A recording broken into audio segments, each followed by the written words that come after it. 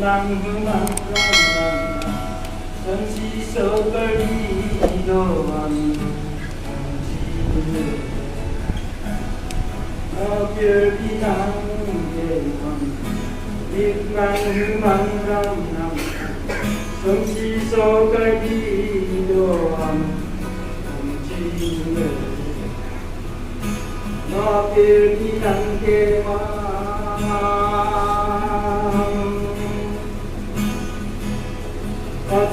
đành sẽ lô tiêu đi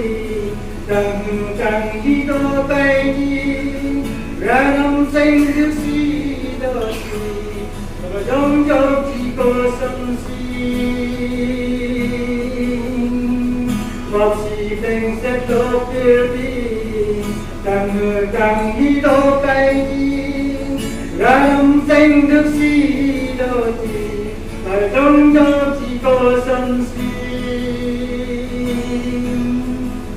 Ram ninh ki ding nong di si, hồn chư thế nan song si. Ram ninh ki ding nong di si, hồn chư thế nan song si. Ra kia đi đăng kê mong, đích năng hư măng nam nam nam. Sân si sơ cây đi đồ ăn, hồn chi mê. Ra kia đi đăng đích năng hư măng nam nam sân si sơ cây đi đồ ăn ra kia đi năng kê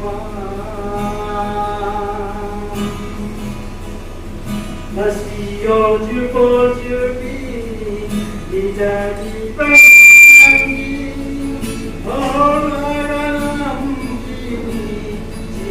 Cristo ang cho chi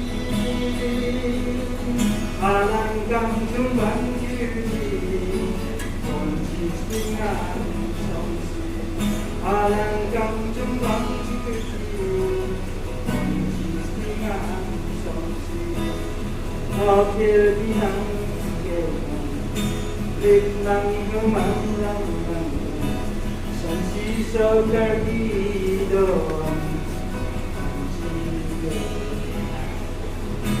ta phê đi năng kê con lịch năng hương mang răng răng song si sâu ca đi đồ